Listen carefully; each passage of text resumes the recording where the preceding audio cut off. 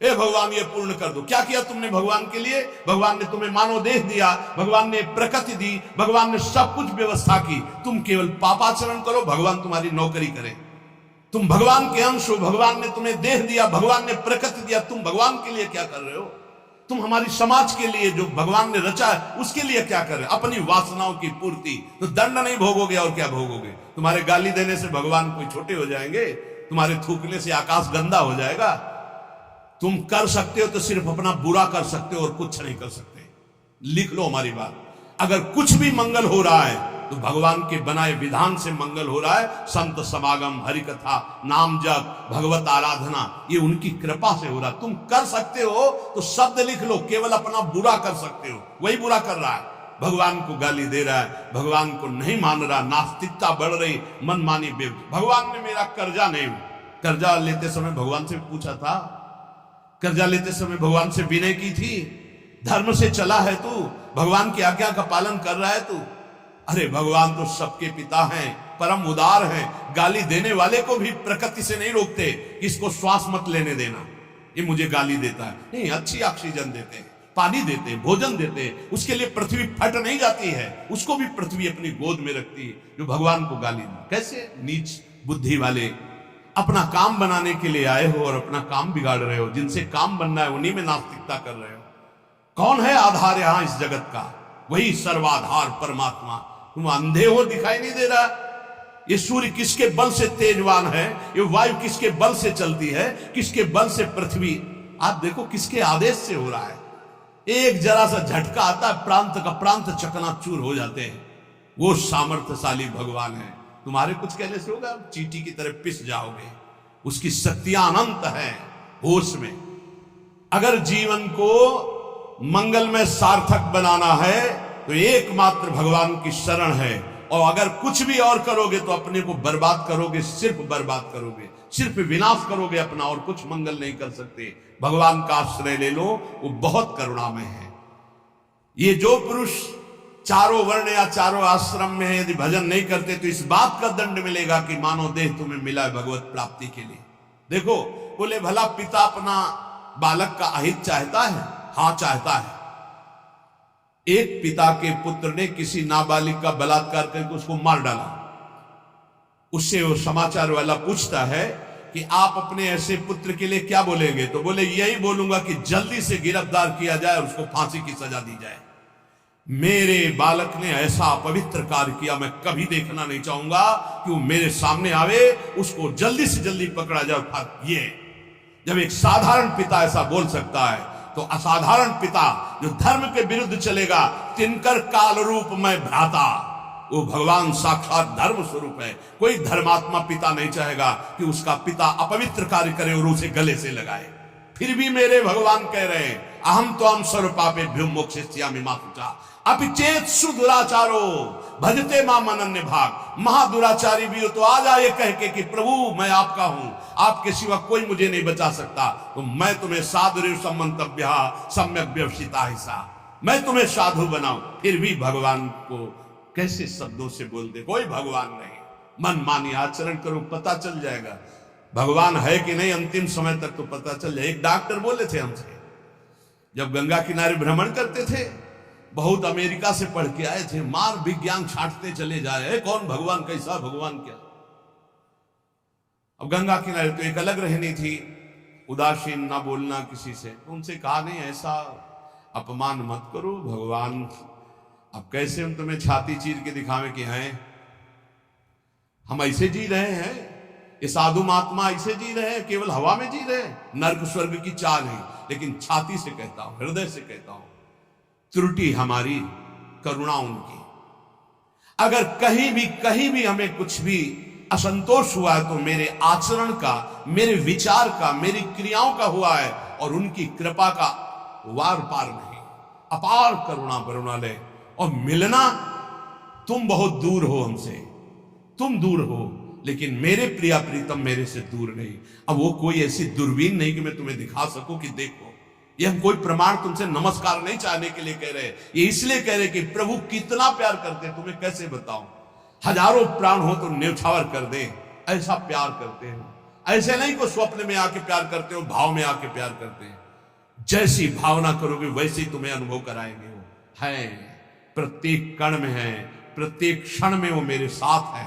ऐसा बिल्कुल माइक से कह रहा हो, आचार्य बल से, गुरु बल से, कि विश्वास करो वो केवल ध्यान का विषय नहीं है, वो केवल भजन का विषय नहीं है। वो मित्र की तरह मिलते हैं, वो संभाषण करते हैं, वो साथ खेलते हैं। पर ये बात वही देख सकता है जो उन तक पहुंच चुका है, जो उनके चिंतन में तन्मय है। अन्यथा ये मायाकृत नेत्रों से बात नहीं देखी जा सकती। इसलिए उसका पतन निश्चित है जो मनुष्य शरीर पाकर के भजन नहीं करता है। भगवान ने केवल भजन के लिए दिया है। दुष्यंता पर कायेषु स्वात्मानं हरिमीश्वरम मृतकेशानुबंधेस्मिन् बद्ध स्नेहा पतंत्यधः। भाई शरीर का अभिमान मत करो, ये मरा ही मरा, अभी मरा या कल मरा, मरा ही है पक्का। मृत्यु प्रतिपल साथ है। ये शरीर मृत शरीर समझो, कब छूट जाए कुछ पता नहीं। इसके संबंधी भी छूट जाएंगे। इस शरीर से प्रेम गांठ करने का मतलब है नरक यात्रा तय करना। इसलिए इससे ज्यादा प्यार मत करो। इसे खूब कई बार हमने प्रार्थना की साधकों से, इस शरीर को ऐसा समझो जैसे कंजूस मालिक बेईमान नौकर से काम लेता है, ऐसे ले। इससे इसको छूट दे दी तो ये पूरी की पूरी जिंदगी बर्बाद कर दे। इसे बेईमान जैसे नौकर ना हो। ईमानदार नौकर अपने आप काम करता है, ये अपने आप नहीं करे। बेईमान नौकर जो आराम करना चाहता है, लगाओ काम में 4 घंटे, 124 घंटे में 20 घंटे इसको संसारिक काम, साधना के काम, भजन कार्य, आनंद समेट लो। यहां कमाने आए हो, यहां कोई तुम्हारा घर नहीं, कोई मकान नहीं, कोई दोस्त नहीं, कोई परिवार नहीं। ये परदेश है स्टेशन जैसा। तुम्हारी टिकट कटी, भागे, पूछोगे भी नहीं, ये पत्नी तुम कैसे रहोगे, ये बच्चों तुम कैसे रहोगे। नहीं, चले गए, दोबारा कभी देखने को नहीं मिलेगा। न तुमको वो, न वो तुम्हें, कभी नहीं मिलेगा। ये ऐसा माया का जादू का खेल, सत्ता ही खत्म हो जाती है। इसलिए हे भाई, इस शरीर में रहने वाले अपने स्वरूप को जान लो और किसी से भी द्रोह मत करो। वो मूर्ख हैं जो इस अपने शरीर को तो अमर मानते हैं, दूसरे शरीरों को मारकर खाते हैं मांस। देख लो, ये ऋषि मुनियों की वाणी है। आत्मस्वरूप को पहचान लो, वही आत्मा चीटी में, वही सर्वत्र भगवान है। वो मूर्ख हैं जो अपने शरीर को आत्मा मानकर पोषण करते हैं, दूसरे शरीरों की हत्या करके उनका मांस खाते हैं। बोले हम हत्या नहीं करते, हम तो दुकान से ले आते हैं, तो बराबर फल मिलता है। कर्ता, प्रेरक, अनुमोदन, तीनों को बराबर पाप मिलता है। एक जो काट रहा है, एक जो खरीद के ला रहा है, और एक जो बनाकर पका करके खा रहा है, खवा रहा है। तीनों को नरक बराबर दंड मिलेगा। कर्ता, प्रेरक, अनुमोदन। ये कैवल्यम संप्राप्ता ये चातातिश्च मूढ़ताम त्रैवर्गिका क्षणिका आत्मानं घातयन्ति ते।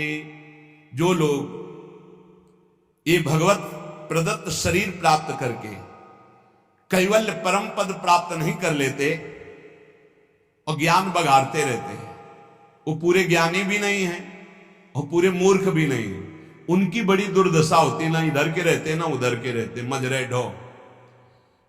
सदैव वो अर्थ, काम, वासना, इन्हीं में फंसे रहते हैं। एक क्षण के लिए उनको चैन, शांति नहीं मिलती। जो मनुष्य शरीर पाकर अपना उद्धार नहीं कर लेता, वो अपने पैरों में मानो अपने हाथ से कुल्हाड़ी मारकर काट रहा है, वो आत्मघाती है, वो दुर्गति को प्राप्त होता है।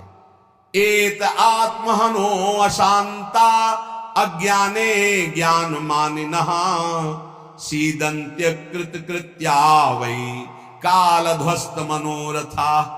ऐसे जो ज्ञान बगाड़ते रहते हैं और ब्रह्म बोध नहीं किया, निरंतर भजन नहीं करते, इनको आत्मघाती कहते हैं। जानते हैं पर मानते नहीं हैं।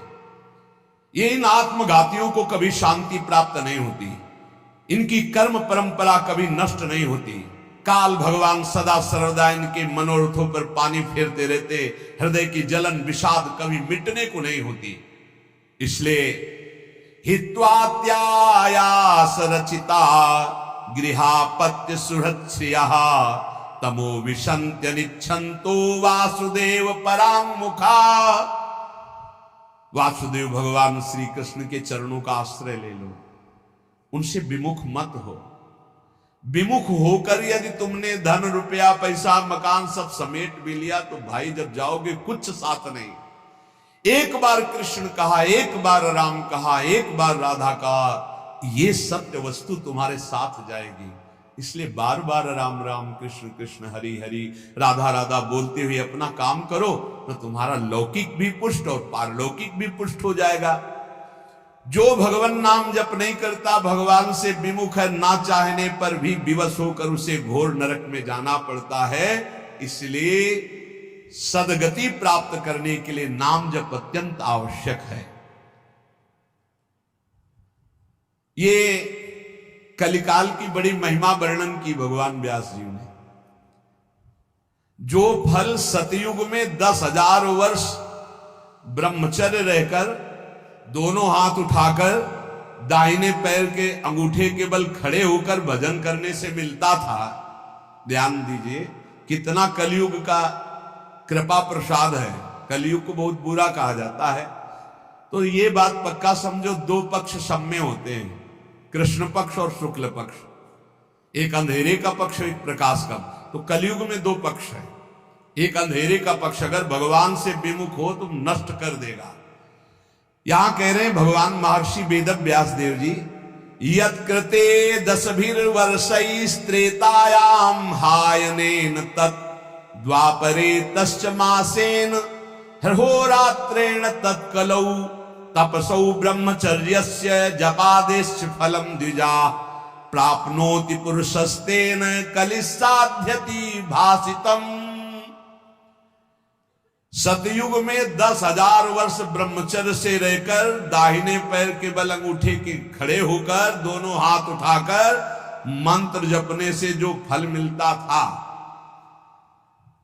वह त्रेता में 1 वर्ष ऐसी साधना, द्वापर में 1 मास 1 महीने, और कलयुग में 24 घंटे नाम कीर्तन करने से वो फल प्राप्त हो जाता है। सतयुग में 10,000 वर्ष तक, सोचो कितना बड़ा। कलयुग जैसा कलयुग समयुग आन नहीं, जो मन कर विश्वास, जो नर कर विश्वास, बहुत बड़ा लाभ कलयुग। 24 घंटे नाम कीर्तन से फल मिलेगा, जो बड़ी बड़ी तपस्याओं से, बड़ी बड़ी साधनाओं से। बोले सतयुग बहुत श्रेष्ठ है, द्वापर त्रेता बहुत श्रेष्ठ है, हमें लगता कलयुग बहुत श्रेष्ठ है। धन्य है कलयुग जो 24 घंटे नाम कीर्तन से वो हजारों वर्ष की तपस्या का फल प्राप्त करा दे। भगवान व्यासदेव जी कहते हैं मैं कलयुग की पूजा करता हूं, मैं उसे सर्वश्रेष्ठ कहा कि सतयुग में ध्यान, त्रेता में यज्ञ, द्वापर में देवार्चन, ध्यायन कृते यजन यज्ञ त्रेतायाम द्वापरेर्चयन यदाप्नोति तदाप्नोति कलौ संकीर्त केशवम। जो सतयुग में ध्यान से, त्रेता में यज्ञ से, द्वापर में पूजा करने से मिलता था, कलयुग में केवल नाम कीर्तन से फल मिल जाता है। इसीलिए नाम संकीर्तनम यस्य सर्व पाप प्रणाशनम। कलयुग में सबसे बड़ी साधना नाम जप करो, नाम कीर्तन करो, लीला चरित्र गाओ, लीला चरित्र सुनो। जो इस कलयुग में अपना कल्याण नहीं कर पाया तो फिर और युग में कल्याण करना बड़ा कठिन। अंगूठे के बल खड़े होके देखो, कई मिनट खड़े रहोगे। ऐसे उपमन्यु आज बड़े बड़े महात्माओं के चरित्र आते हैं, 1000 वर्ष, 10,000 वर्ष ऐसे। अरे यही सौभरी ऋषि यमुना में डुबकी लगा के भजन करके देखो, कई मिनट करोगे। जल को स्तंभित कर दिया, समाधिस्थ। ऐसे ऐसे महात्मा, अपने लोग महात्मा कहते हैं अपने को। डुबकी लगा के 2 मिनट नहीं रुक सकते नीचे, वो समाधिस्थ है। मछली को देख के 50 ब्याह करते हो, तुम मोबाइल में देख के क्या करोगे, तुम्हारे क्या होगा। इसीलिए बहुत होश में, कलयुग में बहुत मानता है भगवत प्राप्ति की, बहुत सुविधा है भगवत प्राप्ति की, होश में हो जाओ तो। पर ये होश रहने नहीं देता। ये किसके होश उड़ाता है, इसका प्रवेश कहां है, बता चुके कई बार। मदिरा पान करने वाला, मांस खाने वाला, पराई स्त्री से व्यभिचार करने वाला और स्वर्ण चोरी करने वाला, जुआ खेलने वाला, छल झूठ कपट रजोगुण, ये सब इसके स्थान है। नाम जप करो, पवित्र भगवत प्रसाद पाओ। कहां कलयुग है? आनंद ही आनंद। बोलो यहां कितनी देर कलयुग लगा तुम्हारे ऊपर? आनंद ही आनंद है। कलयुग समझुग आन नहीं, जो नर कर विश्वास, गाय राम गुण गण विमल, भौबिन तरई प्रयास। कितना बड़े कलयुग केवल नाम आधारा, कोई बात और हो ना हो, राधा राधा राधा पार हो गए। सुखस्यांतरम दुखम दुखस्यांतरम सुखम, पर्यायेणोपसर्पन्ते नरम नेमि मरा इव। भाई जैसे रात के बाद दिन आता है, दिन के बाद रात आती है, ऐसे तुम सुख में हो तो दुख आने वाला है, तैयार हो जाओ। और दुख में हो तो सुख आने वाला है। सुखम श्यांतरम दुखम दुखश्यांतरम सुखम, भगवान व्यासदेव जी कह रहे हैं। ये पक्का तुम्हारे पूरे जीवन क्रम लगा रहेगा, क्योंकि तुम्हारा प्रारब्ध रच चुका है। सुख के बाद दुख, दुख के बाद सुख, ऐसा चलेगा। ये चक्र की तरह चलता रहता है। इसलिए तुम सुख में भूलो नहीं और दुख में प्रभु को भूलो नहीं। नाम जप निरंतर करो तो सुख दुख से परे हो जाओगे। जातस्य नियतो मृत्यु पतनम च तथोन्नते, विप्रयोगावसानस्तु संयोगा संचया क्षयः, विज्ञायना बुधा शोकम न हर्षमुपयान्ति ये, तेषामेवेतरे चेष्टाम शिक्षन्ता सन्ति तादृशा। हे भाई मेरी बात सत्य मान लीजिए। जातस्य नियतो मृत्यु, तुम्हारा शरीर जन्म लिया है ना, मरेगा पक्का। कल एकांतिक में एक भाई से पूछा, प्रश्न कर रहे थे, भाई तुम्हें कभी आता है कि मरोगे? बोले नहीं, हमारा सत्संग सुनना रोज मिलेगा ये आपको। सत्संग में एक बार तो रोज आएगा कि तुम मरोगे, नहीं आएगा? रोज आता है। आपका तो अभ्यास बन गया होगा सुनने का कि मरने वाली बात तो रोज आती है। यही हमको संभालेगी, क्योंकि जाना है। जो संभलते नहीं हैं वो लड़खड़ा के गिर जाते हैं। रोज संभलना है, मरना है। जातस्य नियतो मृत्यु पतनम च तथोन्नति। अगर शरीर जन्मा है तो मरेगा आज, नहीं तो कल तैयार हो जाओ। जाना है, जाना है। अब कब जाना है पता नहीं है। फांसी वाले को तो समय बता दिया जाता है कि कल 12 बजे होगी, अपने को अपना ये भी समय नहीं पता है, पता नहीं कब जाना है। उसे पता हो जाए तो अच्छा रहता है। सब डर जाते कि इतना रह गए। बर्थडे कोई तो मनाता नहीं, शोक डे जरूर मनाता, लेकिन अब पता नहीं इसलिए बर्थडे मना रहे हैं। वैसे तो नहीं मनाना है, नहीं मनाना है। मनाना है गुरु प्रदत्त जन्मदिन। जिस दिन से दीक्षा हुई वही दिन हमारा सार्थक है। और यदि मनाना है तो नाम कीर्तन करके मनाना है। बर्थडे कैसे मनाया जाए जानते हो? प्रिया प्रीतम को विराजमान करो, श्रृंगार करो, ब्याहुला करो और रात भर कीर्तन करो और खूब सबको पकवान पवाओ, जय जयकार लगाओ। हम कह रहे रोज बर्थडे मनाओ, बहुत बढ़िया है भैया। इस तरह का बर्थडे, इस तरह का बर्थडे। खोल रहे हैं शराब, गंदी गंदी सब खान पान और नाच रहे हैं। और ये कोई बर्थडे? समय नष्ट कर रहे हैं। कितना कीमती, राधा राधा राधा, कितना कीमती समय आप कैसे नष्ट करें? बहुत लोभ लगता है। इतना कीमती, एक श्वास खरीद नहीं सकते 50 वर्ष की कमाई में। 50 वर्ष की कमाई की जो श्वासें तुमने व्यर्थ की, सब श्वासों के द्वारा जो आपने धन एकत्रित किया, एक श्वास नहीं खरीद सकते। ऐसा कीमती श्वास राधा राधा। कह रहे नित्य ये ध्यान रखो कि शरीर जन्मा है तो मरेगा। कुछ अच्छा नहीं लगेगा ये बात ध्यान रखने पर, नहीं लगता अच्छा, कुछ अच्छा नहीं लगता। बस यही लगता है कि एकांत हो जाए, कितना भजन कर ले, बस यही सार्थक है। जीवन की सार्थकता नाम जप कर लो। मरना है यार, कोई साथ नहीं जाने वाला। और आपको अनुभव की बात बता रहे, सब अपने लिए तुमसे प्यार करते हैं, तुम्हारे लिए कोई प्यार नहीं करते। किसी ने हमसे कहा कि आपको तो बहुत लोग प्यार करते हैं। हम कहा आपकी नजर में, हमारी नजर में नहीं। वो कहा क्यों, आपको ऐसा क्यों नहीं लगता? हम कहा हमें इसलिए नहीं लगता कि सब अपने लिए हमें प्यार करते हैं। हमारे लिए तो प्रिया जो प्यार करते हैं, सिर्फ प्रिया जो, वो हमारे लिए प्यार करते हैं। सब अपने लिए हमारे लिए नहीं। हमारे लिए तो प्यार करते तो पहले भी प्यार होता ना, नहीं हुआ। हमारे लिए तो प्रिया जो पहले भी प्यार करती थी, अब भी प्यार करती है, और वो करती ही रहेंगी क्योंकि उनका स्वभाव है ऐसा। संसार का प्यार भगवत समर्पण करने के लिए हमें मिल रहा है। आपका प्यार लिया प्रियाजू के चरणों में समर्पित, हमारे लिए नहीं, हमारी प्रियाजू के लिए। हमारे लिए प्यार सिर्फ हमारी प्रियाजू का है। आप प्यार करते हैं प्रियाजू के लिए, आप प्यार करते हैं, उस प्यार को प्रियाजू के चरणों में हम चढ़ाते हैं। वो प्यार मेरे लिए नहीं, वो प्रियाजू के लिए, जिससे आपको प्रियाजू कृपा करके प्यार करें, आपका दुख नाश करके परम सुख प्रदान करें। तो हे भाई, जिसका जन्म हुआ उसकी मृत्यु निश्चित है, और जिसकी आज उन्नति है कल उसकी मृत्यु, उसका विनाश, उसका पतन, यही खेल है मृत्यु लोक का। ये बात परसों सत्संग में कही थी। पहले ये नहीं था और बाद में भी ये नहीं रहेगा। हे अर्जुन, ये बीच में दिखाई दे रहा है, इसलिए इस पर विश्वास नहीं। कभी भी उन्नति को उन्नति रूप में स्थायी कहीं नहीं पाया गया, वो अवनति में आई। कभी भी अवनति सदैव अवनति नहीं बनी रहती, वो उन्नति को प्राप्त होती। ये चक्र चल रहा है, इसलिए अभिमान मत करो, फूलो मत, निरंतर भजन परायण रहो। मोहाद अधर्म या कृत्वा पुनः समनुत्तप्यते, मना समाधि संयुक्तो नशा सेवते दुष्कृतम।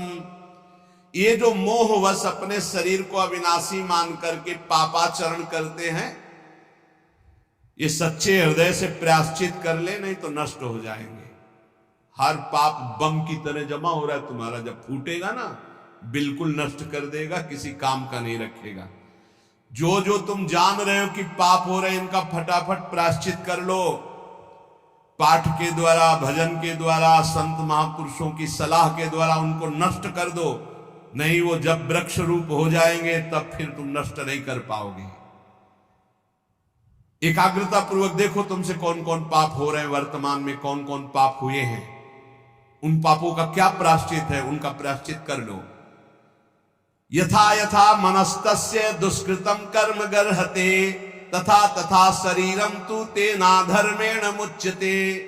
जैसे जैसे आप जलोगे अंदर से, अरे कैसे पाप हो गया, कैसे, हे भगवान मैं बहुत परेशान हूं, ये नीच मन मुझे बहुत जला रहा, रो लिया, पाप नष्ट हो गया। ड्रामा नहीं, असलियत में जैसे जैसे तुम उस पाप कर्म की निंदा करोगे अंदर से, धिक्कार है, धिक्कार है, कैसे हो गया मेरे से, प्रभु कैसे हो गया, नाथ मुझे बचाओ, ये अंदर जलोगे तो कह रहे हैं वो पाप कर्म नष्ट होना प्रारंभ हो गया। क्यों? तुम्हारा शरीर निर्मल होना शुरू हो जाएगा। और यदि प्रायश्चित नहीं किया तो शरीर दंड मिलेगा। इसीलिए जैसे कोई तुम्हारी निंदा कर रहा है, कोई तुम्हारा अपमान कर रहा है, तुम्हारा मन जल रहा, सह लो, तुम्हारे पाप नष्ट कर रहा है वो। बड़ी कृपा है उसकी हमारे ऊपर कि बिना शारीरिक दंड के वो मन को जला करके हमारे पापों को भस्म कर देता है। यदि आपने प्रायश्चित नहीं किया, आपने पाठ जप तप के द्वारा पाप को नष्ट नहीं किया, तो वो दंड देगा। एक और उपाय बता रहे हैं, यदि विप्रा कथयते विप्राणाम धर्मवादिनाम ततो अधर्म कृतान क्षिप्रम अपराधात प्रमुच्यते। यदि ब्रह्म ऋषि कोई महात्मा, एक तो सुनेंगे ही नहीं, और यदि वो आपकी बातें सुन लें कि आप उनसे कह दें कि मैंने ये पाप किया है, अब इसका क्या प्रायश्चित है, यदि वो कह दे जाओ ऐसा कर लो, तो उसी कृत्य से आपका सारा पाप नष्ट हो जाएगा। अगर वो ये कहते हैं अरे कुछ नहीं करना, सब ठीक हो जाएगा, जाओ, बिना कुछ किए सारे पाप नष्ट हो जाएंगे। इतनी महिमा गुरुदेव की, ब्रह्म ऋषियों की। यदि विप्राह कथयते विप्राणाम धर्मवादिनाम ततो अधर्म कृतात् विप्र अपराधात् प्रमुच्यते। वो अपराध रहित हो जाएगा। अगर वो कहते जाओ जाओ अच्छा कुछ नहीं, सब ठीक हो जाएगा, बिल्कुल उसका कोई प्रायश्चित नहीं करना पड़ेगा और कोई कर्म वो दंड नहीं देगा, पर दोबारा नहीं होना चाहिए। एक ध्यान रखिए, क्षमा उसी का होता है जो पुनः नहीं करता। अगर पुनः करता है तो फिर वो मिल जाता है। प्राण यात्रा निमित्तम च व्यंगरे भुक्तवज्जने काले प्रशस्त वर्णानाम भिक्षार्थी पर्यटेत गृहान। विरक्त उपासक को चाहिए कि अपने जीवन यापन के लिए केवल उतनी ही भिक्षा ग्रहण करे जिससे पेट पोषण हो जाए, बस। ये आप लोगों के लिए बहुत बढ़िया है। देखो, किसी से मांगना नहीं, कोई संग्रह नहीं, कोई परिग्रह नहीं। रोज का रोज जो श्री जी का प्रसाद खाओ, रात दिन भजन करो। काहे प्रपंच में फंसते हो? ये रुपया, ये मोबाइल, ये संसारी लोगों से मिलना जुलना, ये गुरु कृपा से ही बचा जा सकता है, अन्यथा भारी प्रपंच है। रुपये में एक भारी दोष है, 99 का चक्कर नहीं हटता रुपये में, ये भारी दोष है। 100 जमा हुए तो 110, 120, 130 जमा करते करते मर गया, चवन्नी खर्चा नहीं किया, नरक गया। बहुत बहुत विचित्र है। भगवान बचावे। जैसे कंचन दलदल, वैसे कामिनी दलदल, वैसे कीर्ति दलदल। इन दलदलों में जो गिरा तो गुरु कृपा बचाए, तो बचाए, नहीं निकल पाना मुश्किल है।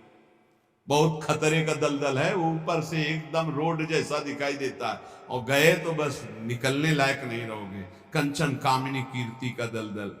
जीवन निर्वाह के लिए बस उदर में डाल लो, खूब डट के भजन करो, भगवत प्राप्त हो जाओ। जितना कम से काम चला ले, उतना ही अपना भजन बचा लो। एक बार गिरिराज जी में जब पूज्य पंडित गया प्रसाद जी की समाधि, तो गुरुदेव भगवान ने कहा, इनका प्रकाश जानते हो क्यों हुआ? 45 वर्ष की अवस्था में गिरिराज जी महाराज के समीप विरक्त होके रहे, पर जिस दिन से विरक्त हुए उस दिन से कभी पैसा नहीं छुआ बाबा ने, कभी बाबा ने स्त्री स्पर्श नहीं किया, कभी बाबा ने प्रणाम नमस्कार स्वीकार नहीं किया। कंचन कामिनी कीर्ति तीनों पर विजय प्राप्त किए हुए होने के कारण बहुत जल्द 45 वर्ष गृहस्थी में रहे, बहुत जल्दी इतना प्रकाश हुआ वैराग्य का। भाई जी जब पधारे थे तो बाबा को ऐसे दिव्य देह में दिखाई दे रहा था, भाई जी जा रहे, पंडित गया प्रसाद जी महाराज। एक काहे को अपना भजन बिगाड़ो? गुरु कृपा से भरण पोषण हो रहा, चकाचक खूब भजन एकत्रित करो। जितने से उदर पोषण हो जाए उतने ही भोजन पर अधिकार रखो, खूब भजन करो। भिक्षान्न है ये, आकाश वृत्ति से यहां आता है, वैसे भी भिक्षा तेहरा से मांग के रोटी लाई जाती। खूब भजन करो भाई यार, डट के। भजन ही जीवन का सार है। भिक्षा मिले तो हर्ष, और ना मिले तो शोक ना करें। यहां ना मिलने का तो सवाल ही नहीं रह गया, वो तो अपने लोगों के जीवन में था। गंगा किनारे कई कई दिन जब गंगा जल से केवल उदर पोषण हुआ, और जैसे कोई बारी लगाने वाले ऐसे टिफिन खोल रहे हैं, वो अपना पार है, तो ऐसे दृष्टि जाती तो मन कहता बड़े भाग्य हैं उसके। ऐसा जीवन रहा है। बोले किसी के भी प्रति ना आदर सत्कार मिलने पर प्रियता, और ना अपमान घृणा होने पर नफरत। मान लो कोई हमारा अपमान कर रहा है, घृणा कर रहा है, तो हमारे अंदर नफरत ना आवे उसके लिए। कोई बड़ा आदर सत्कार कर रहा तो कोई प्रियता ना आवे। ऐसे भगवत मार्ग में रोज का रोज ये अमृत में वचन सुन रहे हो, ये बहुत अमृत प्राप्ति कराने वाले हैं। यदा यदा ही पाखंड वृत्ति रत्रोपलक्षते, तदा तदा कलेर बुद्धि रनुमेया विचक्षणे। अब कलयुग का दोष कह रहे हैं, यदि पाखंड थोड़ा भी स्वीकार किया तो कलयुग तुम्हारी बुद्धि में सवार होकर नष्ट कर देगा। यदा यदा ही पाखंड वृत्ति रत्रोपलक्षते, दिखाई भी दिया जरा सा पाखंड तो कलयुग सवार हो जाएगा। पाखंड जो है नहीं वो नाटक करना नहीं, बिल्कुल नहीं होना चाहिए। नाटक बिल्कुल नहीं होना चाहिए। नाटकबाजी तो भक्ति में होना ही चाहिए। बहुत बड़ा ये दंभ पाखंड रोग है, भक्ति को पूरा का पूरा रुग्ण कर देता है।